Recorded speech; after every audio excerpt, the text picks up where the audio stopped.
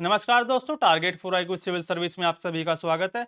मेरा नाम है रोहित और आज की इस वीडियो में लोग बात करने वाले हैं करंट अफेयर्स के कुछ इंपॉर्टेंट एमसीक्यूज के बारे में, जो कि आप लोगों का उत्तराखंड पीसीएस जो कि जून में प्रस्तावित है, उसके साथ साथ जो बच्चों का आरओ का एग्जाम है, उत्तर प्रदेश समीक्षा अधिकारी या फिर सहायक समीक्षा अधिकारी की परीक्षा है, जो कि आपकी 27 जुलाई को प्रस्तावित है, उनके लिए भी काफी ज्यादा ये वीडियो हेल्पफुल रहने वाली है। तो चलिएगा सेशन को स्टार्ट करते हैं। एक एक क्वेश्चन को हम लोग बारीकी से जानेंगे और इससे रिलेटेड कुछ रिलेवेंट फैक्ट होंगे, उन पर भी हम लोग बात करेंगे। तो देखो, पहला क्वेश्चन क्या आप लोगों का, भारत के वर्तमान वायुसेना अध्यक्ष कौन है, ये आप लोगों से पूछा गया। आपको पता है अभी भारत और पाकिस्तान के बीच में काफी सारा विवाद रहा है और पहलगाम में हमले के बाद में, और उसके तहत आप लोगों को पता है ऑपरेशन सिंदूर, ऑपरेशन केलर, इसके साथ साथ ऑपरेशन प्रोजेक्ट हिफाजत पंजाब वगैरह में चलाए गए थे। तो इसीलिए आप लोगों का ये क्वेश्चन इंपॉर्टेंट हो जाता है। आपसे बन सकता है क्वेश्चन वन लाइनर फॉर्मेट में, भारत के वर्तमान वायुसेना अध्यक्ष कौन है। तो देखो, इस क्वेश्चन का जो राइट आंसर है, भारत के जो वायुसेना अध्यक्ष है वो कौन हो जाएंगे, वो हो जाते हैं आप लोगों के अमरप्रीत सिंह। अमरप्रीत सिंह जो हमारे एयर मार्शल है अभी, वायुसेना अध्यक्ष या फिर आप लोग कह सकते हो एयर मार्शल, कौन हो जाएंगे, वो हो जाएंगे आप लोगों के अमरप्रीत सिंह। अगर मैं बात करूं सेकंड ऑप्शन की आप लोगों से, लेफ्टिनेंट जनरल अनिल चौहान, तो ये क्या है अभी, ये भारत के वर्तमान सीडीएस है। ये सीडीएस है और पहले कौन थे, पहले सीडीएस थे हमारे कौन, पहले सीडीएस थे हमारे बिपिन रावत। ये नाम भी आप लोग याद रखोगे, जिनका जो है हेलीकॉप्टर क्रैश में जो है निधन हो गया था। इसके बाद जनरल उपेंद्र द्विवेदी, इनकी मैं बात करूं, ये कौन है, ये हो जाएंगे आप लोगों के थल सेना अध्यक्ष है, आर्मी चीफ है उपेंद्र द्विवेदी। और इनके नाम के सामने आप लोग देख सकते हो एडमिरल, यानी कि नौसेना प्रमुख कौन हो जाएंगे, हमारे नौसेना के प्रमुख हो जाएंगे दिनेश कुमार त्रिपाठी हो जाएंगे। इसके साथ साथ ये फैक्ट आप लोगों ने समझ लिया। इसके साथ साथ तीन आप लोग दिवस याद रखोगे, कौन कौन से, एक याद रखोगे आप लोग 15 जनवरी। 15 जनवरी को हम लोग क्या मनाते हैं, आर्मी डे मनाते हैं। आर्मी डे 15 जनवरी को मनाते हैं। इसके साथ साथ क्या मनाते हैं हम लोग, वायुसेना दिवस 8 अक्टूबर। 8 अक्टूबर को लिख लेना क्या, एयरफोर्स डे हो जाएगा आप लोगों का, एयरफोर्स डे हो जाएगा 8 अक्टूबर को। इसके साथ साथ 4 दिसंबर, 4 दिसंबर को मनाते हैं हम लोग क्या, नेवी डे। नेवी डे मनाते हैं हम लोग 4 दिसंबर को। इसके साथ साथ एक चीज और याद रख लेना आप लोग, 26 जुलाई, 26 जुलाई को कौन सा दिवस मनाते हैं हम लोग, 26 जुलाई को मनाते हैं क्या, कारगिल विक्ट्री डे, यानी कि कारगिल विजय दिवस। कारगिल विजय दिवस के तौर पे मनाते हैं हम लोग क्या, 26 जुलाई को कारगिल विजय दिवस के तौर पर हम लोग मनाते हैं हर साल। तो ये सारे फैक्ट आप लोग याद रखोगे, एक एक चीज आप लोगों के लिए इंपॉर्टेंट है। ये जानकारी मोस्ट इंपॉर्टेंट है, वन लाइनर फैक्ट में क्वेश्चन आप लोगों से बन सकता है।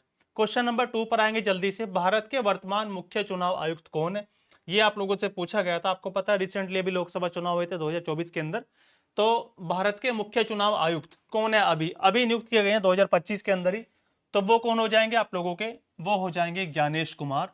ये आप लोग याद रखोगे। इसके साथ साथ अगर मैं आप लोगों से बात करूं इलेक्शन कमीशन की, इलेक्शन कमीशन भारत का जो चुनाव आयोग है, उसका प्रावधान कहां पर मिलता है हम लोगों को, तो कॉन्स्टिट्यूशन का पार्ट 15 भाग 15 के अंदर। कौन कौन से आर्टिकल हो जाएंगे, आर्टिकल लगभग ऐसे मान के चलो 324 से लेकर 329, 324 से लेकर 329 तक जो है हमारा चुनाव आयोग का प्रावधान दिया गया भारत के संविधान के अंदर। कौन हो जाएंगे, ज्ञानेश कुमार हो जाएंगे। आर वेंकट रमनी अभी कौन है, ये हमारे महान्यायवादी है, क्या हो जाएंगे, महान्यायवादी, यानी कि अटॉर्नी जनरल है। कौन सा आर्टिकल हो जाएगा, article 76 of the Indian constitution, ये आप लोग याद रखोगे। के संजय मूर्ति, ये हमारे क्या है, controller and auditor general of India, यानी कि जिनको आप बोलते हो क्या, कैग, भारत के कैग हैं ये। वर्तमान कैग कौन है, आर्टिकल 148 में पढ़ते हुए आप लोग कैग, ये हो जाएंगे आपके के संजय मूर्ति। न्यायमूर्ति भूषण रामकृष्ण गवई, बी आर गवई, आपको पता है भारत के अभी मुख्य न्यायाधीश बने हैं, किनके जगह लिए इन्होंने, किनका स्थान लिया है, संजीव खन्ना का स्थान लिया इन्होंने। ठीक है, संजीव खन्ना का इन्होंने स्थान लिया है। इनसे पहले कौन थे, वो थे आप लोगों के D Y Chandrachud, D Y Chandrachud थे इनसे पहले जो है। तो ये सारी चीजें आप लोग याद रखोगे, एक एक फैक्ट आपके एग्जाम के लिए इंपॉर्टेंट है। चलते हैं नेक्स्ट क्वेश्चन पर, आगे चलते हैं तीसरे क्वेश्चन की तरफ हम लोग। केंद्रीय जांच ब्यूरो के वर्तमान निदेशक कौन है, who is the present director of central bureau of investigation. CBI के वर्तमान निदेशक कौन है, ये आप लोगों से पूछा गया है। तो देखो रवि सिन्हा की अगर मैं बात करूं आप लोगों से, रिसर्च एंड एनालिसिस विंग, ये हो जाएंगे रॉ के चीफ, जो हमारा जो है भारत से बाहर की खबरों पर नजर रखती है, ठीक है, सुरक्षा एजेंसी हमारी। हीरालाल सामरिया की मैं बात करूं आप लोगों से, तो ये हो जाएंगे केंद्रीय सूचना आयुक्त। केंद्रीय सूचना आयुक्त हो जाएंगे कौन, हमारे हीरालाल सामरिया हो जाएंगे, जिनको हम लोग बोलते हैं CIC, सेंट्रल इंफॉर्मेशन कमिश्नर, ये हो जाएंगे आप लोगों के केंद्रीय सूचना आयुक्त। इसके साथ साथ प्रवीण कुमार श्रीवास्तव, ये हो जाएंगे केंद्रीय सतर्कता आयुक्त।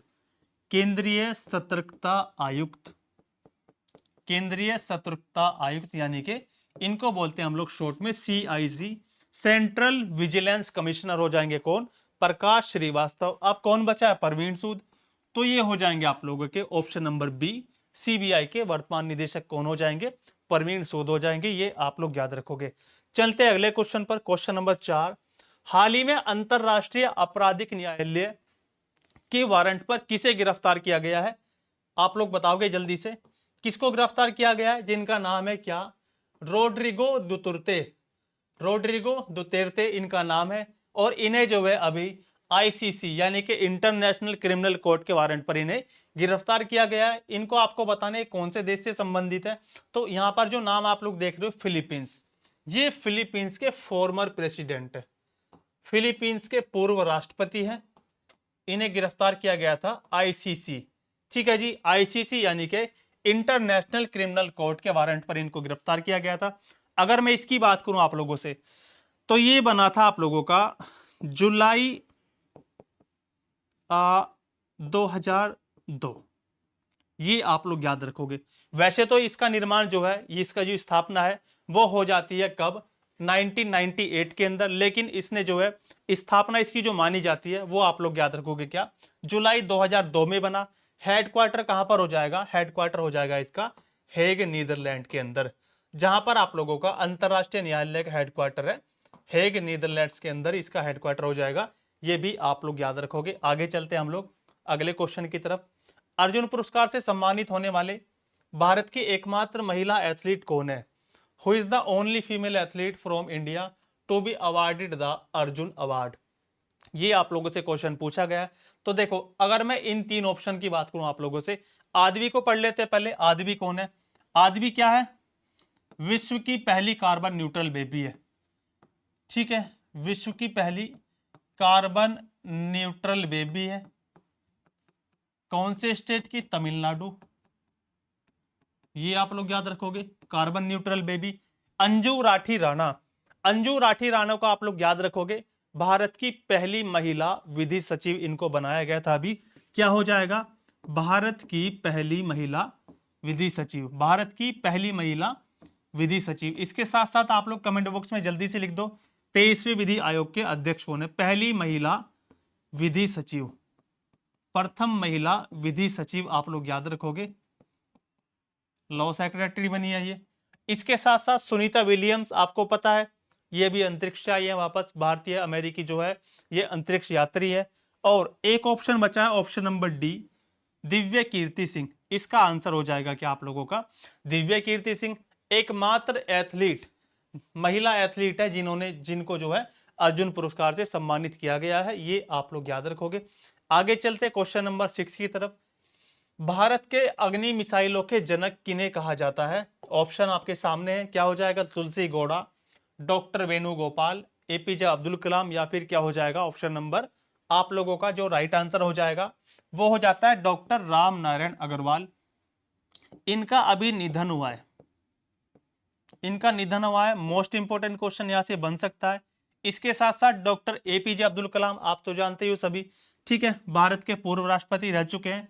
इनकी एक बुक है जिसका नाम है क्या, विंग्स ऑफ फायर, काफी बार पूछी जाती है आपसे एग्जाम में, विंग्स ऑफ फायर, ये मोस्ट इंपोर्टेंट बुक है इनकी, कई बार पूछी गई पेपर के अंदर, विंग्स ऑफ फायर। अगर मैं बात करूं आप लोगों से तुलसी गौड़ा की, तो इनका भी अभी निधन हुआ है, तुलसी गौड़ा का भी अभी निधन हुआ है। और वेणुगोपाल, वेणुगोपाल वो व्यक्ति थे जिन्होंने भारत का पहला हार्ट ट्रांसप्लांट किया था, ये आप लोग याद रखोगे। ऑप्शन नंबर बी क्या लिखोगे, भारत का पहला हृदय प्रत्यारोपण, भारत का पहला हृदय प्रत्यारोपण इन्होंने किया था। ये सारी चीजें आप लोगों के लिए मोस्ट इंपोर्टेंट है। अगर मैं विश्व स्तर पर बात करूं आप लोगों से, तो दक्षिण अफ्रीका के थे क्रिश्चियन बर्नार्ड, उन्होंने किया था वर्ल्ड लेवल पर पहला आप लोगों का हार्ट ट्रांसप्लांट। क्वेश्चन नंबर 7 पर चलते हैं जल्दी से हम लोग। दक्षिण भारत की पहली संक्रामक रोग अनुसंधान प्रयोगशाला कहां पर स्थापित की जाएगी? Where will South India first infection disease research laboratory be set up? ये आप लोगों से पूछा गया है। तो पुरुलिया के अंदर है क्या? पुरुलिया। बेंगलोर के अंदर है क्या? इसके साथ साथ निजामाबाद आप लोग याद रखोगे, और कन्याकुमारी। तो इस क्वेश्चन का जो राइट आंसर है वो हो जाएगा क्या आप लोगों का? ये बनेगी आप लोगों की बेंगलोर के अंदर। ऑप्शन नंबर बी आप लोग याद रखोगे। ये जो संक्रामक रोग अनुसंधानशाला है, प्रयोगशाला, ये कहां पर बनेगी? ये बनेगी बेंगलोर के अंदर। इसके साथ अगर मैं कन्याकुमारी की बात करूं आप लोगों से, तो भारत का समुद्र के ऊपर पहला कांच का पुल बनाया जा रहा है। कहां पर? कन्याकुमारी के अंदर। पहला कांच का पुल, ग्लास ब्रिज बनाया जा रहा है। कहां पर? कन्याकुमारी के अंदर। निजामाबाद तेलंगाना के अंदर है, ये आप लोग याद रखोगे। निजामाबाद तेलंगाना के अंदर है। यहां पर क्या बना है? निजामाबाद तेलंगाना के अंदर नेशनल टर्मरिक बोर्ड का हेडक्वार्टर बना है। ये आप लोग याद रखोगे क्या? राष्ट्रीय हल्दी बोर्ड। राष्ट्रीय हल्दी बोर्ड का क्या बना है? यहां पर हेडक्वार्टर बना है, हेडक्वार्टर मुख्यालय बना है। बेंगलुरु आप लोगों ने देख लिया। पुरुलिया में क्या बना है? पहली खगोलीय वेधशाला बनी है भारत की पहली खगोलीय वेधशाला। भारत की पहली खगोलीय वेधशाला बनी है। ये आप लोग याद रखोगे क्या? पहली खगोलीय वेधशाला वो बनी है आप लोगों का पुरुलिया के अंदर, वेधशाला। सारे फैक्ट इंपोर्टेंट है आपके लिए, एक एक फैक्ट इंपोर्टेंट है। एग्जाम में जो है यहां से क्वेश्चन बनने के पूरे पूरे चांसेस होंगे। ये जो सारी करंट अफेयर आप लोगों की, ये मार्च 2025 तक की करंट अफेयर है। यहां से जो है क्वेश्चन पूछे जाने की बहुत ज्यादा संभावना आपके पेपर के अंदर है। Padmaja Naidu Himalayan zoological park किस राज्य में स्थित है?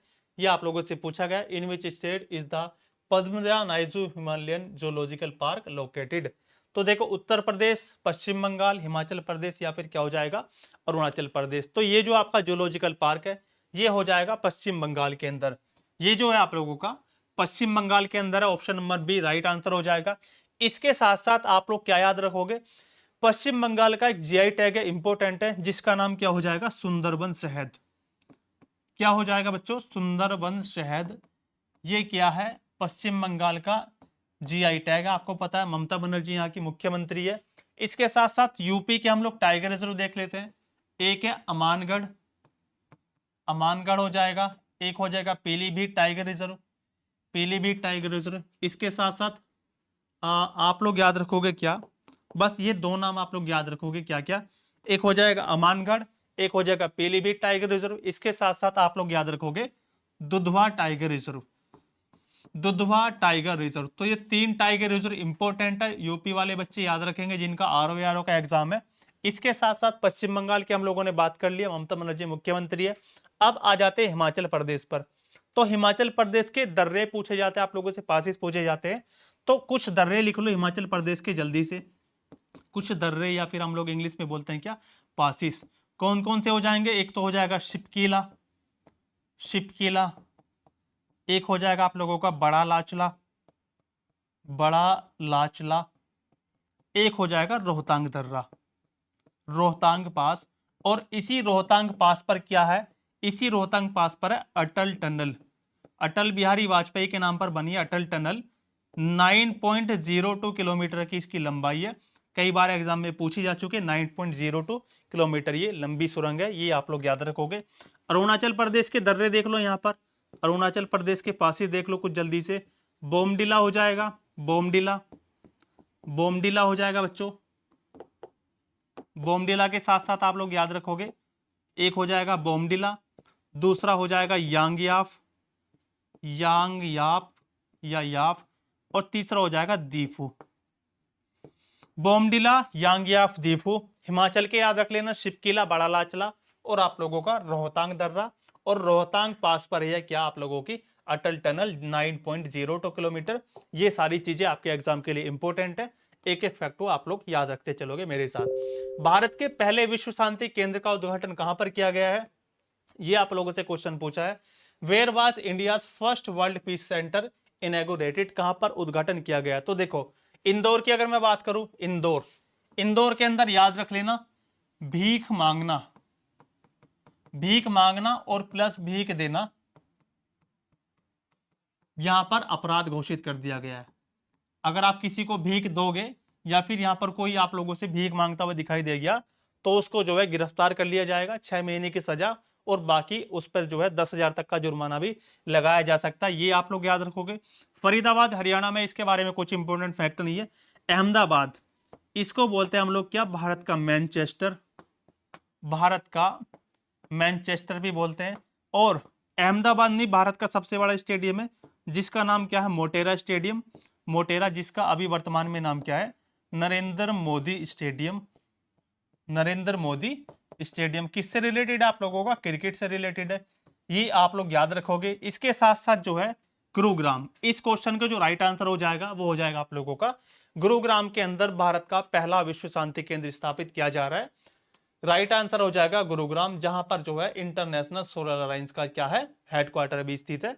ये सारी चीजें आप लोग याद रखोगे। ठीक है, आगे चलते क्वेश्चन नंबर 10 की तरफ। नए आपराधिक कानूनों को पूर्णतः लागू करने वाला पहला शहर कौन सा बना है। जो आप लोगों के न्यू क्रिमिनल लॉज आए, कौन कौन से आए हैं, जो लॉ वाले बच्चे हैं वो पढ़ते हैं BNS, BNSS और आप लोगों का BS से। CRPC, IPC और एविडेंस एक्ट जो बच्चे सिविल जज की तैयारी करते हैं उनके लिए सब्जेक्ट होते हैं, जहां पर जो है बहुत सारी आप लोग पढ़ते हो चीजें। तो इनको लागू करने वाला पहला शहर कौन सा बन गया है, नए आपराधिक कानूनों को लागू करने वाला बन गया आप लोगों का चंडीगढ़, पहला शहर बन चुका है। मुंबई की अगर मैं बात करूं आप लोगों से, मुंबई, तो मुंबई के अंदर किसका हेडक्वार्टर है भाई, मुंबई के अंदर है सेबी का headquarter, central security and exchange board of India. कब बना, 1988 में बना, मुंबई में हेडक्वार्टर हो जाएगा। और तुहिन कांता पांडे, तुहिन कांता पांडे इसके वर्तमान में हेड हो जाएंगे। और ये क्या करता है, NSE नेशनल स्टॉक एक्सचेंज और BSE आप लोगों का बॉम्बे स्टॉक एक्सचेंज, यानी कि पूरे के पूरे शेयर मार्केट को कंट्रोल कौन करता है, वो करता है आप लोगों का सेबी। हिंदी में नाम की मैं बात करूं तो भारतीय प्रतिभूति, भारतीय प्रतिभूति, हिंदी में वैसे पूछा नहीं जाएगा आप लोगों से, एवं विनिमय बोर्ड इसको आप लोग बोलते हो, हिंदी मीडियम वाले बच्चे नोट कर लेंगे, विनिमय बोर्ड सेबी। इसके साथ साथ नई दिल्ली की बात करूं आप लोगों से, नई दिल्ली, तो नई दिल्ली में defence research and development organisation DRDO का हेडक्वार्टर है, 1958 में बना है। और अभी हेड कौन है, वो हो जाएंगे आप लोगों के समीर वी कामत, समीर वी कामत अभी DRDO के वर्तमान में हेड है। सारी चीजें आपके एग्जाम के लिए इंपॉर्टेंट होने वाली है। आगे चलते हैं क्वेश्चन नंबर 11 की तरफ। मणिपुर के वर्तमान राज्यपाल कौन है, ये आप लोगों से पूछा गया है। मणिपुर के वर्तमान राज्यपाल कौन है। देखो आपको पता है मणिपुर में अभी जो है काफी चर्चाओं में था मणिपुर स्टेट, और अभी जो है वहां पर मुख्यमंत्री तो नहीं है कोई भी, क्योंकि वहां पर क्या लगा हुआ है बच्चों, वहां पर लगा हुआ आप लोगों का राष्ट्रपति शासन। मणिपुर जो है अभी राष्ट्रपति शासन के अधीन है, राष्ट्रपति शासन। आप लोग पढ़ते हो ना पार्ट 18, यहीं पर डिस्कस कर लेते हैं जल्दी से। Part 18 of the Indian constitution भाग 18, जिसमें आप लोग 3 तरह की इमरजेंसी पढ़ते हो। कौन कौन सी पढ़ते हो आप लोग, पहली आप लोग पढ़ते हो राष्ट्रीय आपातकाल, नेशनल इमरजेंसी, राष्ट्रीय आपातकाल आप लोग पढ़ते हो। कौन से आर्टिकल के अंदर, आर्टिकल 352 के अंदर। इसके साथ साथ दूसरा आप लोग पढ़ते हो क्या, राष्ट्रपति शासन पढ़ते हो। अगर कोई राज्य संविधान के अकॉर्डिंग काम नहीं करता है या फिर वहां की सरकार ठीक से काम नहीं करती है तो राज्यपाल की सिफारिश पर जो है अनुच्छेद 356 के तहत उस राज्य में क्या लग जाता है, राष्ट्रपति शासन लग जाता है। इसके साथ साथ तीसरा आप लोग पढ़ते हो, तीसरी टाइप की इमरजेंसी क्या हो जाएगी, वित्तीय आपातकाल आप लोग पढ़ते हो, फाइनेंस इमरजेंसी, जो हो जाएगा आर्टिकल 360। तो ये सारी चीजें आप लोग याद रखोगे। मणिपुर में अभी राष्ट्रपति शासन लगा हुआ है, तो इस वजह से ये क्वेश्चन चर्चाओं में आ सकता है, पूछा जा सकता है आप लोगों से। अजय कुमार भल्ला जो है वहां के क्या हो जाएंगे, गवर्नर हो जाएंगे।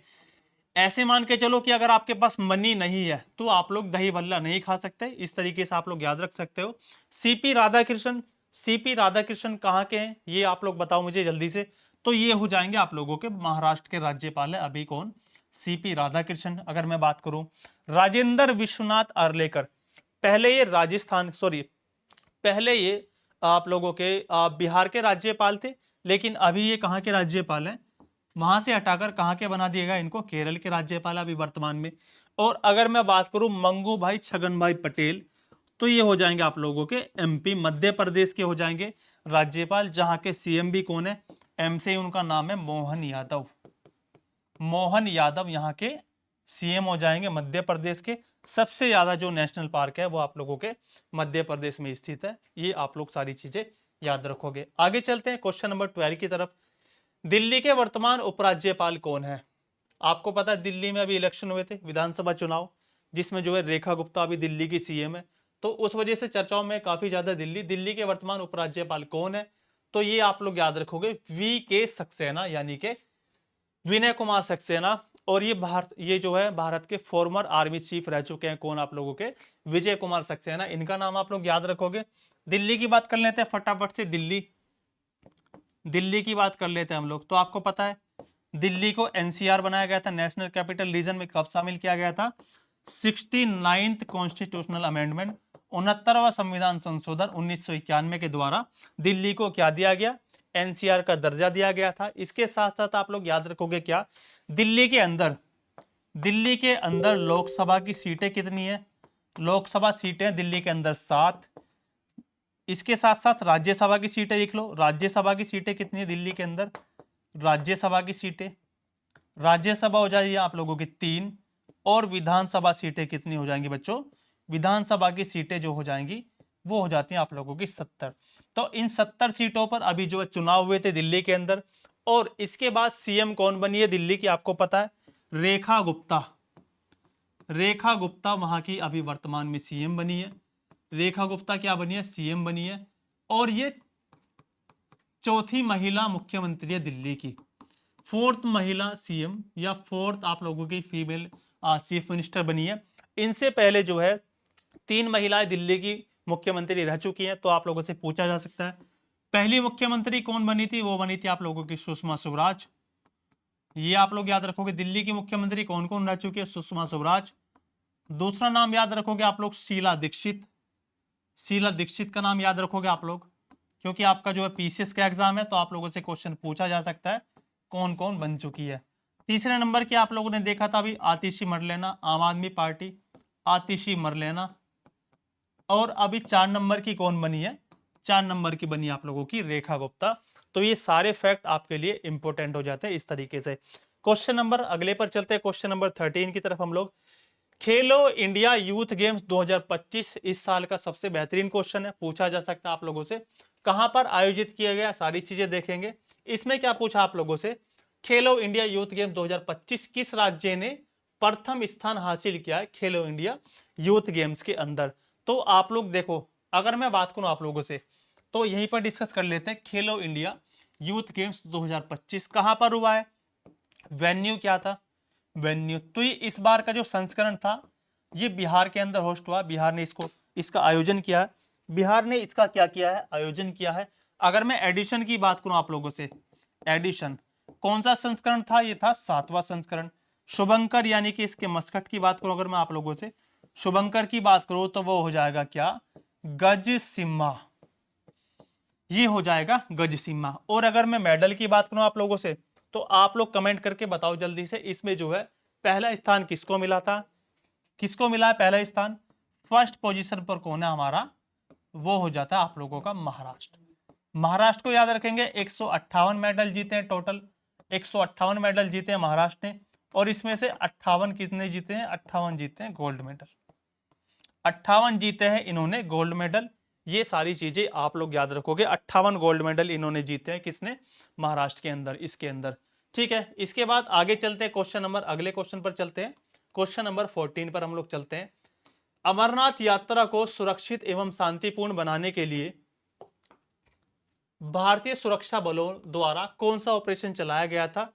ये आप लोगों से पूछा गया है कि जो अमरनाथ यात्रा है उसको अच्छे तरीके से उसका संचालन करने के लिए, सुरक्षित सुरक्षा प्रदान करने के लिए लोगों को कौन सा ऑपरेशन चलाया है भारतीय सेना ने? तो आप लोग याद रखोगे ऑपरेशन शिव। ऑपरेशन शिव चलाया किसके लिए? अमरनाथ यात्रा को सुरक्षित तरीके से, पूरी तरीके से पूर्ण कराने के लिए कौन सा ऑपरेशन चलाया? ऑपरेशन शिव। प्रोजेक्ट हिफाजत की मैं बात करूं आप लोगों से, तो ये चलाया है पंजाब गवर्नमेंट ने, ये चलाया है पंजाब सरकार ने चलाया है। किस लिए चलाया है? महिलाओं को सुरक्षा प्रदान करने के लिए। महिला सुरक्षा से संबंधित है कौन सा आप लोगों का आपका प्रोजेक्ट हिफाजत। इसके साथ साथ ऑपरेशन केलर की मैं अगर बात करूं आप लोगों से, तो इससे पहले चलाया गया था ऑपरेशन सिंदूर। ये कहां पर चलाया गया? पाकिस्तान के अंदर और पीओके के अंदर जितने भी आतंकवादी संगठन है या फिर ऐसे मान के चलो आतंकी ठिकानों को ध्वस्त किया गया था इस ऑपरेशन के तहत। कितने आतंकी ठिकाने? 9 आतंकवादियों के कैंप को इसके अंदर जो है भारतीय सेना ने जो है उड़ा दिया था बॉम्ब गिराकर। ऑपरेशन केलर अभी लॉन्च किया है, सिंदूर के बाद लॉन्च किया कौन सा? Operation Keller. इसका मेन ऑब्जेक्टिव क्या हो जाएगा? जम्मू एंड कश्मीर के अंदर आतंकवाद को खत्म करना, आतंकवाद को खत्म करना पूरी तरीके से, इसका मेन उद्देश्य हो जाएगा आप लोगों का ऑपरेशन केलर। आप लोग याद रखोगे। आगे चलते हैं, लास्ट क्वेश्चन आज की क्लास का। हाल ही में अंतरराष्ट्रीय सौर गठबंधन का 123वां सदस्य कौन बना है? तो देखो, अंतरराष्ट्रीय सौर गठबंधन का 123वां सदस्य कौन बना है? तो ये आप लोग याद रखोगे। अंतरराष्ट्रीय सौर गठबंधन में जितने भी देश शामिल है, ये आप लोगों के इक्वेटर है, ये आपकी जो कर्क रेखा और मकर रेखा, ठीक है, कर्क रेखा और मकर रेखा, इनके बीच के जितने भी कंट्रीज है वो इसमें शामिल है, क्योंकि इस एरिया में जो है सूर्य का प्रकाश ज्यादा दिखाई देता है। तो इसलिए इन देशों ने मिलकर क्या बनाया है? आईएस से इंटरनेशनल सोलर अलायंस बनाया है। इंटरनेशनल सोलर अलायंस यानी कि आईएस से। स्थापना की मैं बात करूं आप लोगों से, 2015 में बना है। हेडक्वार्टर कहां पर हो जाएगा? हेडक्वार्टर है इसका गुरुग्राम हरियाणा के अंदर। गुरुग्राम हरियाणा के अंदर हो जाएगा क्या? हेडक्वार्टर हो जाएगा। कितने सदस्य हैं? टोटल मेंबर की मैं बात करूं आप लोगों से, 123 सदस्य है। और अभी इसके वर्तमान में हेड कौन है? इसके चेयरमैन कौन है? अभी बने हैं नए आशीष खन्ना। पहले अजय माथुर थे, अभी कौन बने? आशीष खन्ना। अब क्वेश्चन पर आ जाते हैं, अपने क्वेश्चन पर। इसका जो नया सदस्य कौन बना है? तो हो जाएगा कौन सा आप लोगों का? अंगोला। आप लोग याद रखोगे अंगोला। अंगोला क्या हो जाएगा? इसका अभी 123वां सदस्य बना है, ये आप लोग याद रखोगे। इंडोनेशिया किसका बना है? इंडोनेशिया बना है ब्रिक्स का नया सदस्य। इंडोनेशिया बना आप लोगों का बच्चों, ब्रिक्स का नया सदस्य बना। इसके साथ साथ अगर मैं अंगोला की बात करूं, तो अंगोला जो है 2023-24 के अंदर ओपेक नाम के एक आपका संगठन है, organisation of petroleum exporting countries, जो पेट्रोलियम उत्पादक देश है, जो कच्चे तेल का उत्पादन करते हैं जितने भी देश, उनका एक संगठन है ओपेक। 1960 में बना है। वियना, ऑस्ट्रिया की राजधानी वियना, उसके अंदर हेडक्वार्टर है। और अभी वर्तमान में इसमें कितने मेंबर है? ये हो जाएंगे आप लोगों के 12 मेंबर है, क्योंकि जो है उससे पहले 13 मेंबर थे, लेकिन 13वां मेंबर जो था आप लोगों का इनका अंगोला, उसने 2023 के लास्ट में जो है, यानी कि आप लोग ऐसे मान सकते हो 1 जनवरी 2024 को जो है अंगोला ने ओपेक की सदस्यता छोड़ने की घोषणा कर दी थी पूरी तरीके से। तो देखो 15 क्वेश्चन आज की इस क्लास में हम लोगों ने इंपॉर्टेंट जो थे आपके कवर कर लिए। इसी तरह की क्लासेस आप लोगों को मिलती रहेंगी। ये क्लास आपको कैसी लग रही है, हेल्पफुल है आपके लिए या नहीं है, कमेंट करके आप लोग जरूर बताना। और अगर आप चाहते हैं कि डेली आपको जो है करंट अफेयर की ऐसी क्लासेस मिले, तो आप लोग कमेंट बॉक्स में लिखकर जरूर जाना। मिलते हैं किसी नेक्स्ट क्लास में। Thank you so much.